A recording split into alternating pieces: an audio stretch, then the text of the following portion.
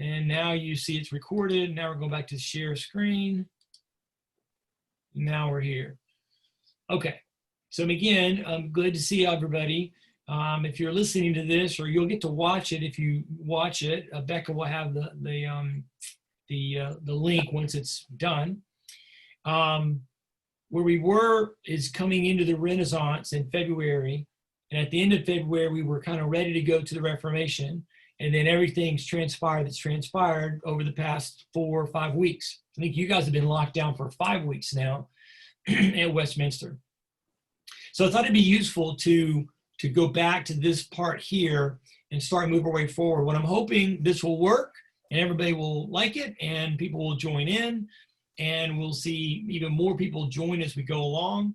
And assuming that that works, then we'll do this from my home office here, just about a mile away from you guys. And I'll be able to do this, and we'll work our way through the Reformation, which is where we were starting to go.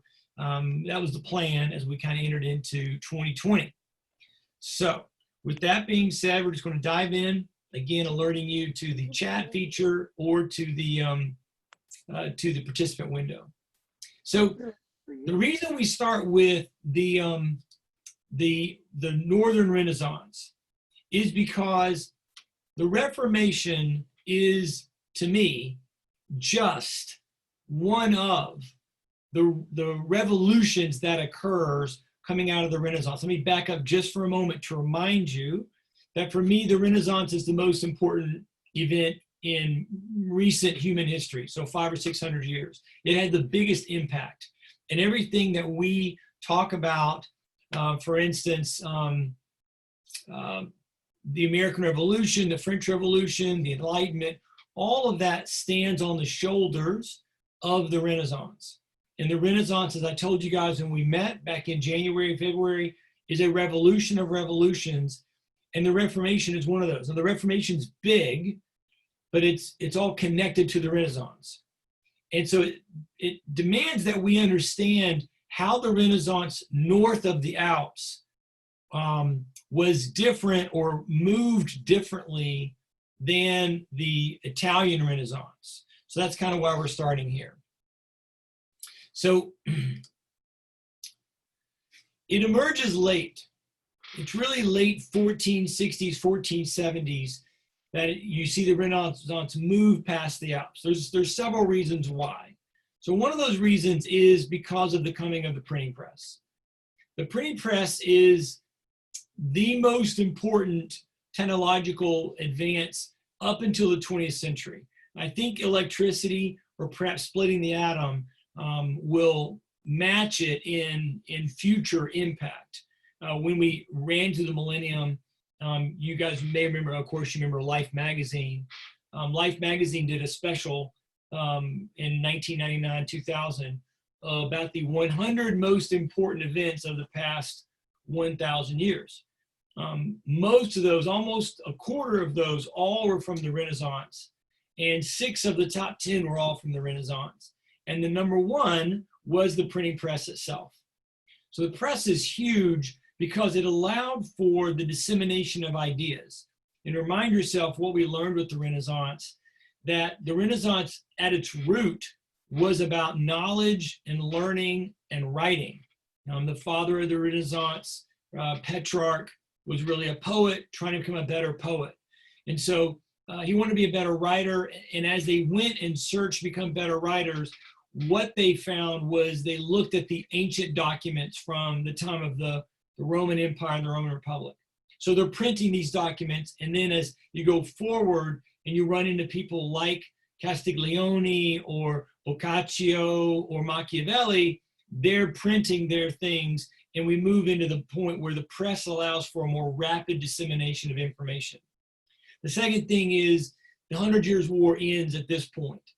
So obviously when a place like all of France is engulfed in some level of war, the people are not really worried about deeper learning or new learnings or whatever's happening down on the Italian peninsula.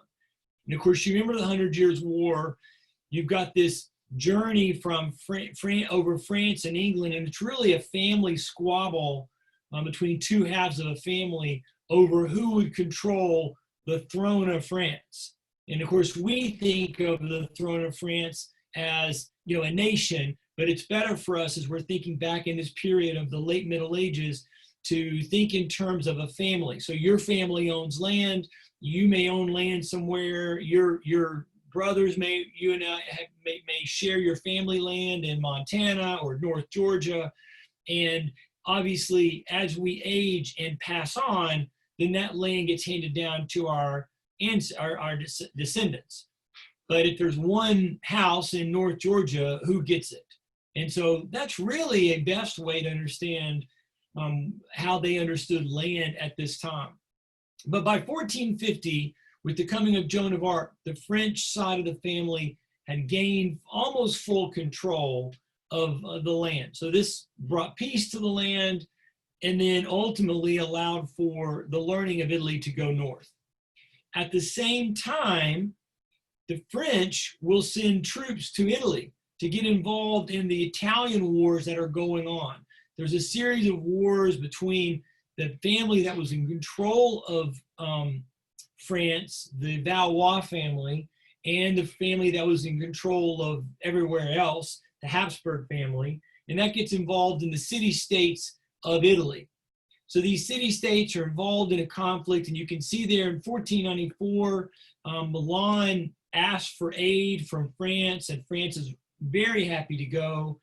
And so when they go down and get involved in those late decades of the 1400s into the 1500s, they're going to see firsthand how the Italian city-states have rapidly developed in their maturity, and they're just so much more advanced than the feudal system. Feudalism was largely dead in Italy by this point.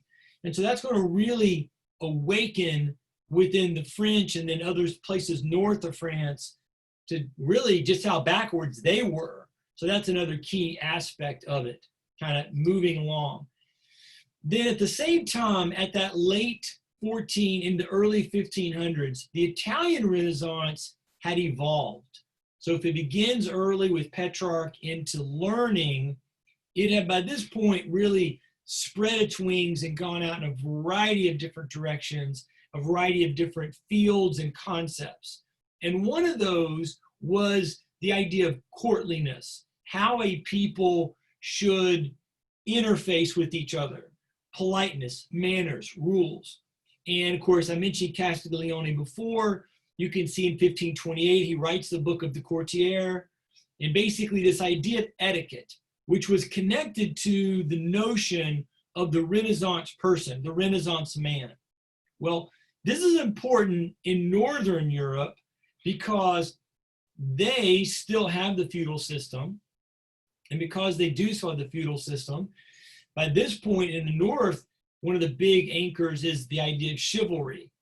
So the idea that the Italians have developed a system of manners of how a man or a woman should interact with each other matched an interest point for the North. In the North, they were eager to have this kind of talk about love poems and relationships between the sexes and how one acted at a party in an appropriate setting of rules, we might say. And so that connected for them. Then lastly, the Renaissance emerges at this point and becomes really something that locks in with the upper or north of the Alps because of mysticism. Now, mysticism is the bridge by which we will get to the Reformation. This is the place where we will see how the Northern Renaissance leads us to the Reformation. And it's going to bridge two different things. The idea that the Italian or the Renaissance itself was this concept of the individual having the ability to learn and experience life without the structure of a formal setting, so like a feudal system, and at the same time connecting to how the church had really descended into one of its darker periods where there was a lot of corruption. And this takes us back to the Great Schism that had emerged at the end of the 1300s. So at the same time, the Italians are entering into the Renaissance, in southern France, the papacy is moving from Rome to Avignon, which you can see Avignon down here in the southern part of France. Now, this is a long story back to the failure of the church and the crisis of the church, which was one of those four major crisis points of the 1300s, which predates or leads into the Renaissance in total. What we ultimately want to see here for our purposes is that people felt uncomfortable or even unhappy with this move of the papacy away from Rome to Avignon. And so there's a sense in which this shows the weakness and even the corruption of the papacy. The Pope moves there in 1309, lives in a pretty nice place. The palace there is pretty sweet, and will be there through most of the 1300s. While he's there, I guess we would say the sins of the church grow and proliferate. And you can see those. The idea of indulgences is not necessarily a sin per se, but the way the church was using indulgences as a moneymaker certainly was not something that was biblical. There was all kinds of issues of popes and religious leaders being married, which, you know, in the Catholic Church, they were not supposed to be married. They had children. These children were often given positions of authority. You had all kinds of situations where feudal lords were using influence and money to buy positions of spiritual leadership, which is bad on their part for buying spiritual leadership, but it's equally bad on the church's part for putting somebody in charge of a congregation who wasn't, religiously led. In 1378, the Italians chose their own pope. So this is that schism where you see the French and the Italians choosing their own pope, which led to this. So you have basically the western half of Europe siding with the French, and you have England and the eastern half siding with the Italians. And of course, this is a recipe for disaster, because remember, what we've been watching and what you can see from really the time of the collapse of the Roman Empire in the 400s, the church was the social glue. It was like the last piece really holding society together after the fall of the empire. And so it took a very prominent position. And in that 1,000 years, for the people who were largely illiterate and unaware of what the Bible may have said about these things, the church provided them comfort. But now, as you move into the 1300s, the church looks as corrupt, if not more corrupt, than the feudal lords. And so for the average person, this is distressing. When you tie that into the fact that the plague has happened and the church leaders seem incapable of fixing it, which of course, since we're on our own version of a plague today, we understand as much as one may wish to pray for God to do things, and maybe in certain moments, certain people will feel like they were healed by God, we don't generally expect the priests and the religious leaders of Orlando Winter Park to start walking the streets and praying, and then that just makes everything better. We're counting on science and doctors to kind of help us through that process. People of Europe, though, didn't have that thought, and they expected the church, if the Pope controls the keys of heaven, well, the church should be able to fix this. The church couldn't fix this, as we know. And so those two things, the plague and the Avignon Papacy, played together to really undercut the church's authority, so that when you get to the Council of Constance, as you can see in 1414, it really just is a kind of, we'll wipe the slate clean. But what it does not do is wipe away the memory within the people as to their perception that the church may not be all that it says it is. If the expectation is that the church and the Pope controls the keys to heaven, and there are things that I must do to be a good Christian, and now I look at the church leadership, and the church leadership has all these issues, Well, maybe I don't believe that anymore. Well, this brings a whole new level of questions and people pushing for reform, which is setting the stage for Luther and the official Reformation. The main two people to look at are right down here. If you see, whoops, back up, John Wycliffe, and it looks like Jan. It's not Jan, it's pronounced Jean. So John Huss. John Wycliffe's in England, and Huss is in Bohemia, but the Holy Roman Empire at this point.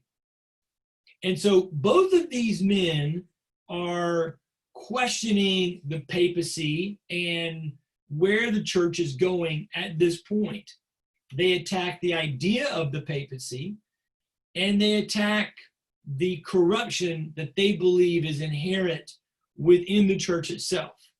So again, these ideas of the indulgences and nepotism and the priest having wives, all that is kind of playing a role there. And so as they go down that road, both men are deeply opposed, which we are not going to go into how they were opposed or what happened to them. Wycliffe dies in isolation. Huss is invited to that same Council of Constance and promised a fair hearing, which you want to keep that in mind for next week when we're talking about what happens to Luther. He does not get his fair hearing. Well, he is allowed to say his piece, but at the end of it, he's declared a heretic and he's burned at the stake right there. So you've got this feeling within Central Europe of questioning the efficacy of the church. And you've got a new wave of reformers who are saying this can't be right biblically. So when you then take that back to mysticism, this key last focus of the Northern Renaissance, what mysticism does is that it takes and provides a spiritual component to the idea of humanism. So I haven't mentioned humanism yet, but let me say again, what the Renaissance does is it suggests that the individual has worth, that she can learn, that he can process information, that he can be creative, that she can explore new ideas. And you and I would say, well, of course, but you have to remind yourself that at the time from the fall of the empire, and really maybe the century before that, so, 300s, all the way to this moment, so 1400, that has not been what's expected out of the average person. The average person is expendable. The average person doesn't matter. And when you look at the feudal system and you think about in terms of like work, the average person is really just ignored. And so to suggest that an average regular person, so I think I've told you this before, but my family's history goes back to some German peasants who left Central Europe at the time of the 30 Years' War, which we will get to later, hopefully this month. So in the 1640s, they'll flee and move to the New World. So those were the kind of people, regular nobodies, that in the Middle Ages, nobody would assume that they could learn or have their own dreams or have their own hopes. But the Renaissance recaptured what had been true, particularly in Europe, Rome, but also in Athens, that said the average person, he or she can do these things. So that begins to attack the feudal system at the concept of saying that the individual does not have to stay a peasant, does not have to stay trapped as a serf, but could go and do something else. Well, if it's true that I could do that with my work, or if it's true that I could read Latin from Cicero and learn, then it must then follow that I could also pursue an individual relationship with spiritual matters, with religious matters.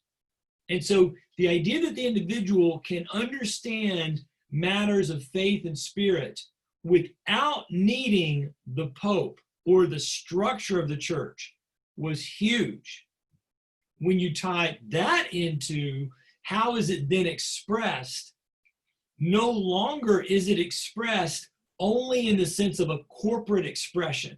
So meaning that I need to go to the church itself for confession, or that I need to pay for an indulgence to escape purgatory. Instead, my own private act might be beneficial or spiritual enough. Now, if you know anything about the Reformation, you should be thinking already, oh, wow, that sounds exactly like Luther. And it's like, yes, it does sound exactly like Luther.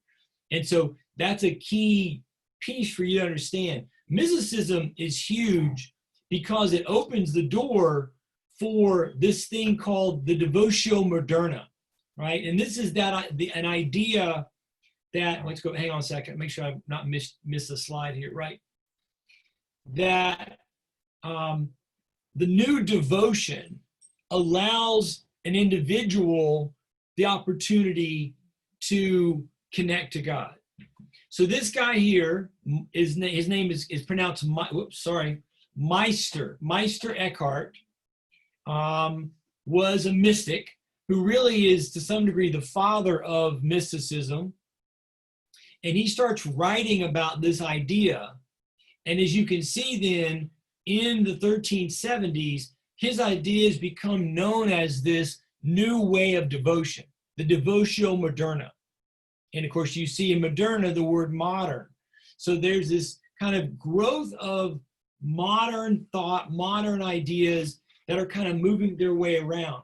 The gentleman who's named there, Geert Groote, is a Dutch thinker. So this was happening most up by the English Channel in what we would call today the Netherlands. And so Groote takes the ideas of Eckhart and really begins spinning them out. And he will take them to a group and create a group known as the Brethren of the Common Life. Now, the Brethren of the Common Life are critical for us to get to Luther. For no other reason, they were one of Luther's earliest teachers.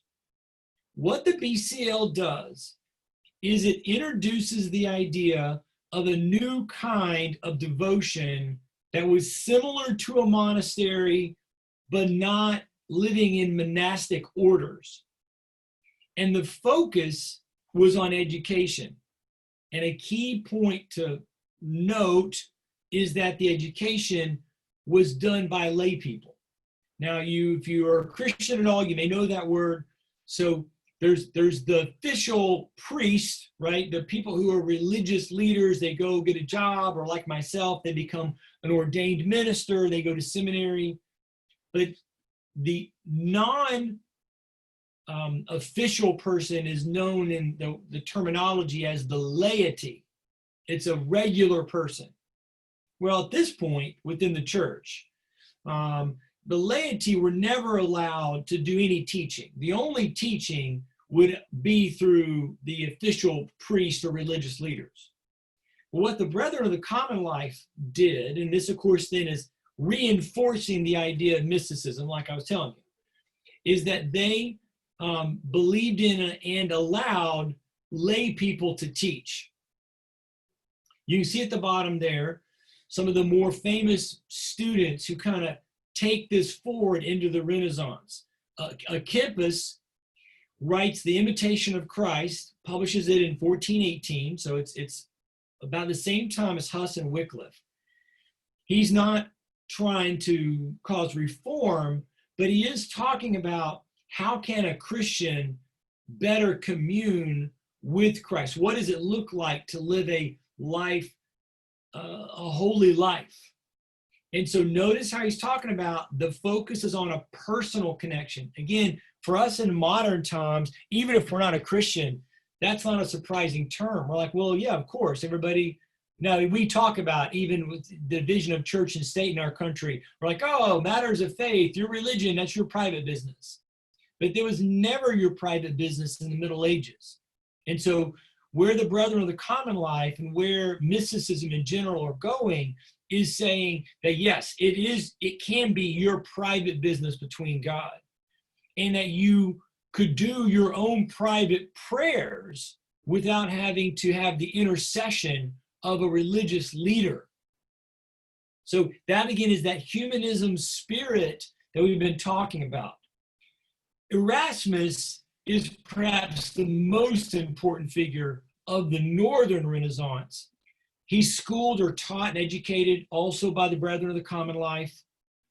He does become a priest, but he quickly begins to become a little frustrated with the church. You can see we're now closer to 1500, so we're at the high point of the Renaissance, and we can almost see Luther now. He moves to England, becomes familiar with Wycliffe's writings, and largely becomes independent. He kind of separates to some degree from the church. And for Erasmus, what he's doing is the same thing that Petrarch did, except Erasmus is doing it solely from a Christian point of view. His focus is to go and rediscover the earliest Christians. Again, let me pause and remind you, when we talk about the Renaissance, at its root is this quest for the ancient knowledge, and we see it first with Petrarch, but then many others. In their case, they wanted to know the ancient Latin writings from Cicero and others, even back to the Republic. Erasmus wants to take the same concept into the church. He wants to read the writings of the Christian leaders in the first century, the second century, before before Constantine made the faith the legal religion. And so in doing that, he begins, and others with him, to rediscover and bring out to fresh light some of the earliest writings of the Christian community, which included some of the early copies of the New Testament. So he will, as you can see, in 1516, the year before Luther, he will produce a new translation of the New Testament. It's the most accurate at that time. And that's not to say that the version of the Bible they had before that, St. Jerome's Latin Vulgate, was wrong or had errors or major issues. But it is to say that by discovering more ancient sources, Erasmus was able to strengthen and produce a better, a more closer to the original New Testament. Well, reformers, people like Luther, who's in school at this moment, other teachers, they love it. The church, of course, does not love it because it suggests that there was something wrong with the Vulgate. So Erasmus is crucial in kind of walking us closer to Luther. Now I want to stop talking about Luther. We're going to save him all for next time and spend a little bit more time talking about why does it all happen now and why in Germany. Now, part of the why now we just explained, because it is the Northern Renaissance. But it could have been France, it could have been England. Wycliffe was in England. Why Germany? And one of the answers is that there's not a Germany at this point. So let me show you some maps to kind of walk us forward in time, all right? First, when you can see in Central Europe, the memories of what happened to Huss are very strong. So there's a growing sense of both an anti-papal, anti-papacy view. At the same time, there's a growing sense of a pro-German view, a pro-us view, a German money for the German church kind of idea. The mysticism feeds this, and then Erasmus begins really challenging the church once the church is unhappy with his better New Testament. So now Erasmus, by going back to the source, is really beginning to discover where the gaps are. There's a great, and I may try and show you next week, a great clip in this movie about Luther that I like and show my students, where his mentor is talking to Luther and says, "Have you read the Bible?" And Luther goes, "No." And the mentor says, "Few have."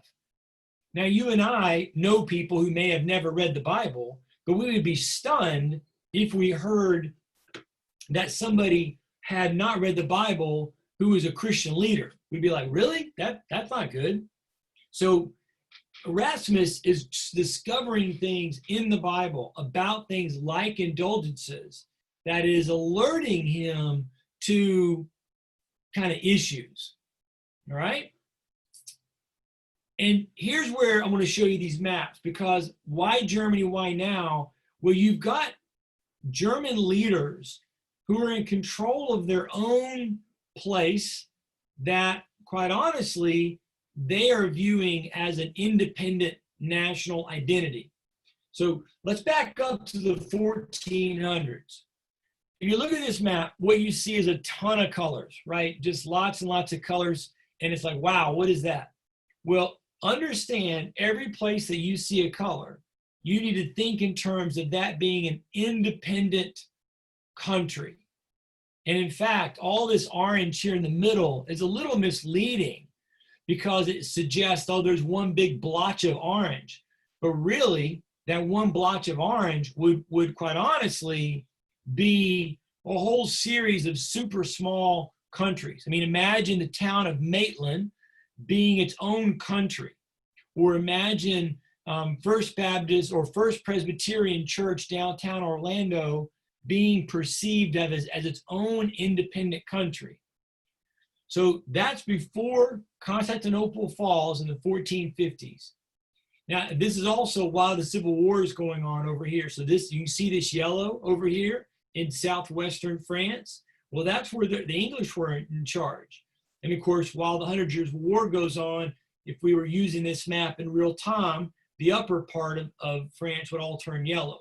But by the time you get to 1450, it's pretty much all of France, but you can still see down here, this part, it's a place called Navarre. Navarre is still somewhat independent. Provence is independent. Here's Burgundy. When the 100 Years' War ends, Burgundy and the king, the Valois family, they'll go to war with each other. But still, you can see all of Europe, all of Central Europe saying decentralized, small places, small little kingdoms, and each one of those places believing themselves to be independent. Well, now let's step forward to 1500. Now you can begin to see something. What you should see is, up here on the island, England has largely consolidated the southern part of the island. France has largely consolidated Old Gaul.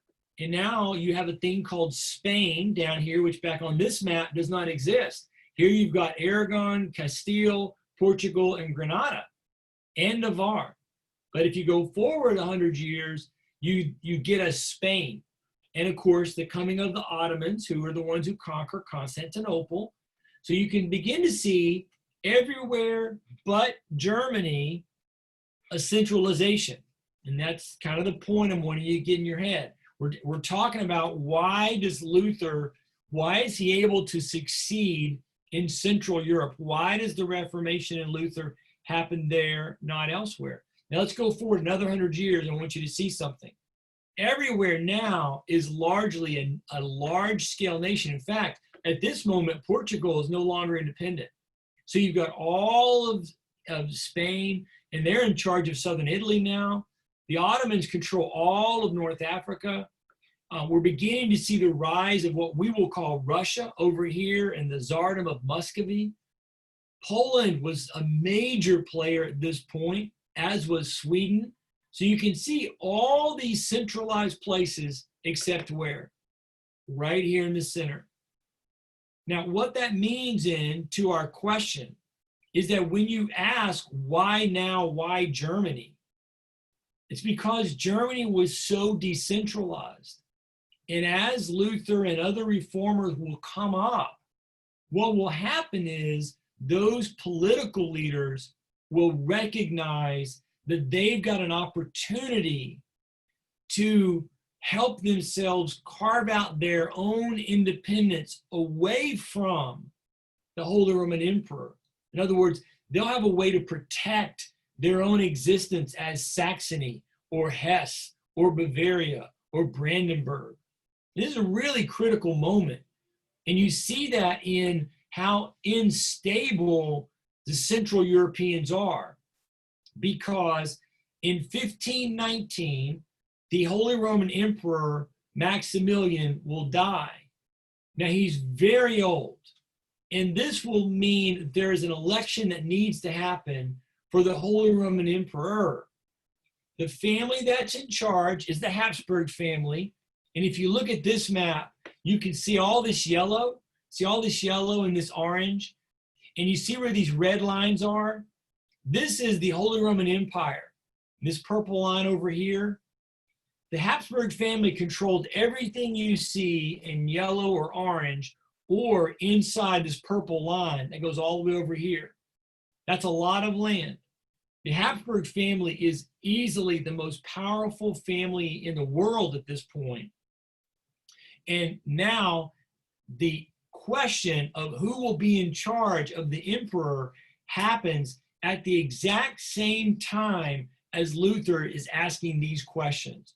And we're going to go back next time and we'll kind of dig a little deeper into the relationship between Luther and Charles. Charles is a very young man at this point, so it's important for you to think about maybe one of your grandchildren or somebody you know who's 19 or 20. Imagine them becoming the most powerful or one of the richest people in the world.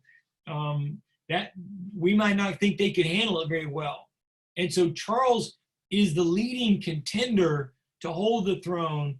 The Habsburgs are determined to make sure he holds the throne. And so that raises questions of what will he have to do to win the election. Now let me show you a couple of slides about his background, and then we'll wrap it up for tonight. Here's Maximilian. And at the time that the French had their civil war with Burgundy, when the Burgundians lose, Maximilian gets to marry the daughter of the guy who lost, of Burgundy. Together, they will have a son named Philip. He's known as Philip the Handsome. Well, he's going to marry a daughter of Ferdinand and Isabella. I think I've got a slide here that shows it better. Here's Ferdinand and Isabella on their side of the family, and they will have a daughter named Joanna. So you got Ferdinand and Isabella. You know them from our American history. They're the ones who helped Columbus. Well, Isabella helps Columbus in 1492 sail the ocean blue. So Isabella and Ferdinand married to form Spain. Their oldest daughter is Joanna, and they will marry her to Philip. And again, here's the German side of it. Maximilian will marry Mary of Burgundy. They'll have Philip. There's Joanna. And together, they will have two sons, Charles and Ferdinand. So let's back to this slide.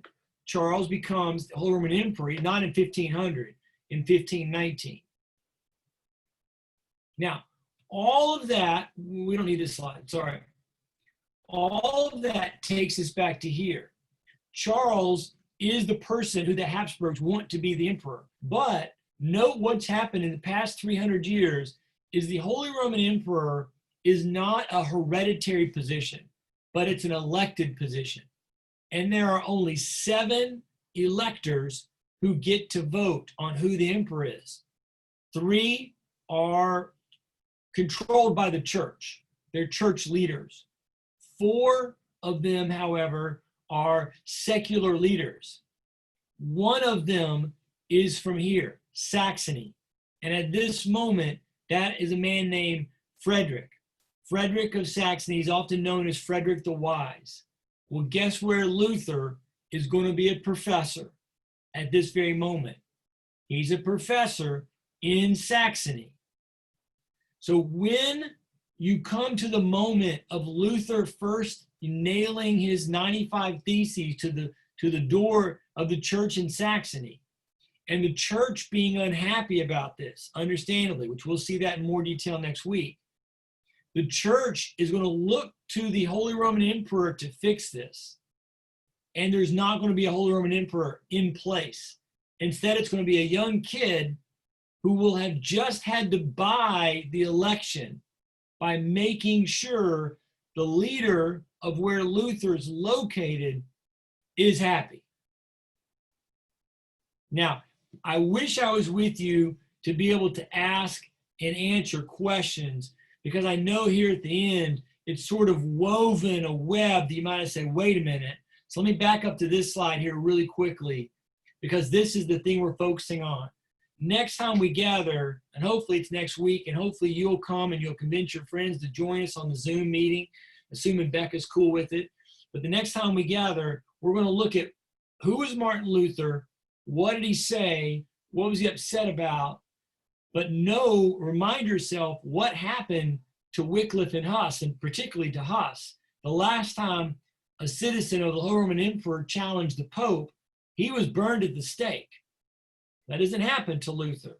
So you kind of go, I wonder why. Well, the why is on this slide right here, that Germany was perfectly situated at this early part of the 1500s to allow someone like Luther to emerge, and Luther to be able to navigate through those challenges of the Pope wanting to shut him down, but the Holy Roman Emperor not being really able to because of his own political instability. And with that, we have come to almost a full hour together, and I'm going to stop right there and say how much I've enjoyed getting to be with you guys again. There's a few of us on the call.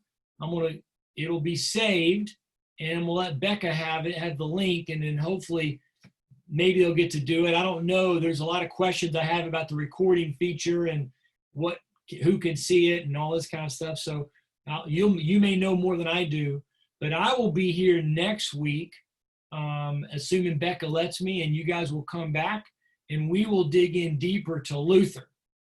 And with that, I'll say goodbye. And I appreciate you spending time with me. And if you want to, again, I'll see you next time. And I wish I could be there to give you a hug or shake your hand or give you a high five. But please stay safe and stay healthy. And hopefully we'll get through this whole process soon together. All right? All right. Thank you so much. I'm going to stop sharing my screen, so you don't have to see my screen anymore. And then I'm going to end the meeting. So you guys you'll get booted out of the process. And I appreciate you guys. So good to see you.